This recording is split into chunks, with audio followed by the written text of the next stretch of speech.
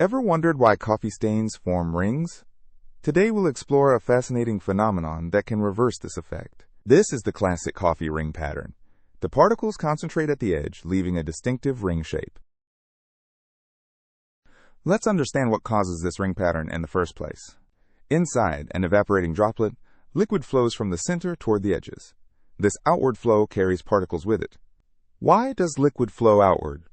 Let me ask you this question. The answer lies in contact line pinning. The edge of the droplet is pinned to the surface due to surface roughness.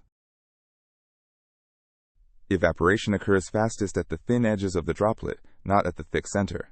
The evaporation flux J is inversely proportional to the square root of the distance from the edge. This means evaporation diverges at the contact line. Now let's dive into the mathematical description of this phenomenon. This cross-section shows the droplet profile. The contact line is pinned, and fluid flows outward to compensate for evaporation. The radial velocity of the flow depends on the evaporation flux J and the local height h of the droplet at radius r. Let's estimate some real numbers to make this concrete. Consider a typical droplet with radius r equals 1 millimeter. A droplet this size takes about 300 seconds, or 5 minutes, to evaporate completely. The typical flow velocity is about 3 micrometers per second. That's extremely slow, but enough to transport particles. How do particles end up concentrated at the edge? Particles suspended in the liquid are carried by the flow from center to edge, where they accumulate and deposit. The Péclet number tells us how important advection is compared to diffusion. The Péclet number equals velocity times droplet radius divided by the diffusion coefficient d. For a typical 1 micrometer particle in water, the diffusion coefficient is about 4 times 10 to the minus 13 meters squared per second. This gives a Péclet number of about 7,500, which is very large. When the Péclet number is much greater than 1, flow completely dominates over diffusion. Particles follow the flow streamlines. Now comes the fascinating part. How can we reverse this coffee ring effect? The Marangoni effect can create an inward flow that opposes the outward coffee ring flow. What is the Marangoni effect? Great question. The Marangoni effect is fluid flow driven by gradients in surface tension.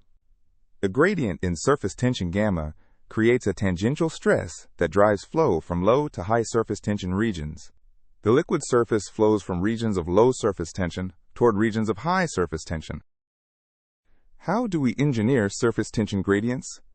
The first method is adding surfactants, which are surface active agents. Surfactant molecules have a hydrophilic head and hydrophobic tail. They accumulate at the air-water interface. Surfactants lower the surface tension of water. Pure water has a surface tension of 72 millinewtons per meter.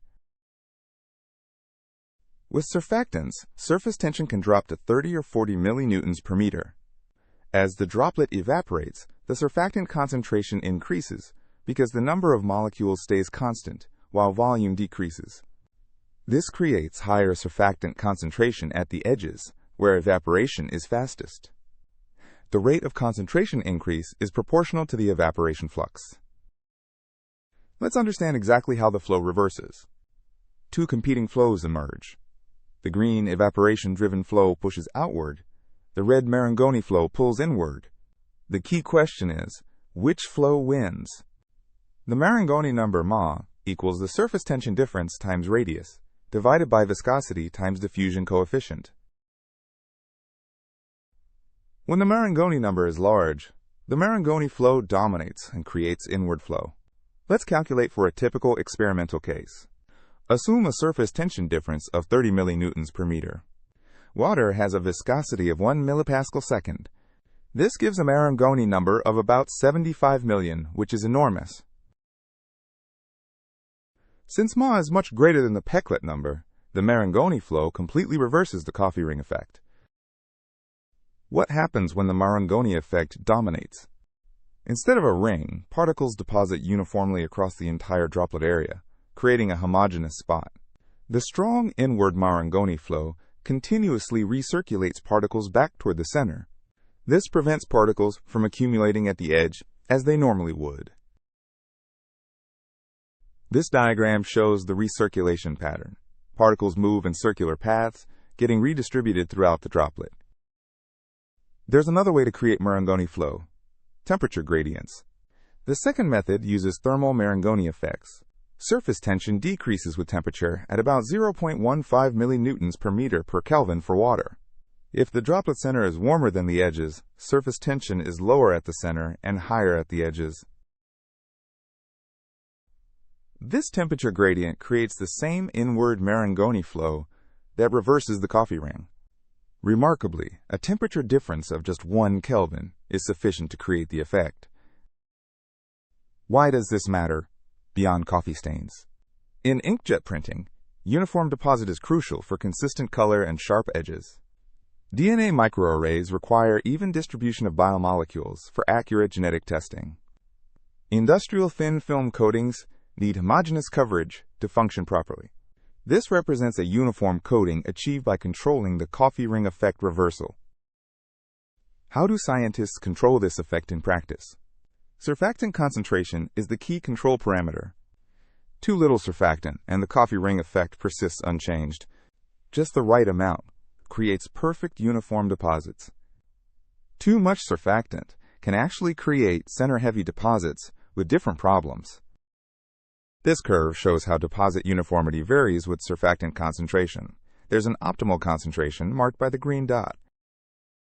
The optimal surfactant concentration is typically between 0.1 and 1% by weight. The reversal depends on a race between different timescales. 3 important timescales compete to determine the final deposit pattern. Evaporation time equals droplet volume divided by area times evaporation flux. Marangoni flow response time equals viscosity times radius divided by surface tension difference. Particle diffusion time equals radius squared divided by diffusion coefficient. For our 1 millimeter droplet, let's calculate these timescales. Evaporation time is 300 seconds, as we said earlier. Marangoni response time is only 0.03 seconds, nearly instantaneous. Diffusion time is 2,500 seconds, much slower than evaporation. Since Marangoni flow responds fastest, it can continuously counteract the coffee ring formation throughout the entire evaporation process. Does particle size matter for the reversal? Yes, particle size matters significantly. Smaller particles reverse more easily. Why? Because their Stokes drag force is lower, making them easier to transport by Marangoni flows. Stokes drag force equals 6 pi times viscosity times particle radius times velocity. Large particles experience more drag and settle faster, while small particles follow the Marangoni flow more readily. The optimal particle size range for complete reversal is from 10 nanometers to 1 micrometer. Let's unify everything with dimensionless numbers. 3 key dimensionless groups control the entire phenomenon. Péclet number, advection versus diffusion.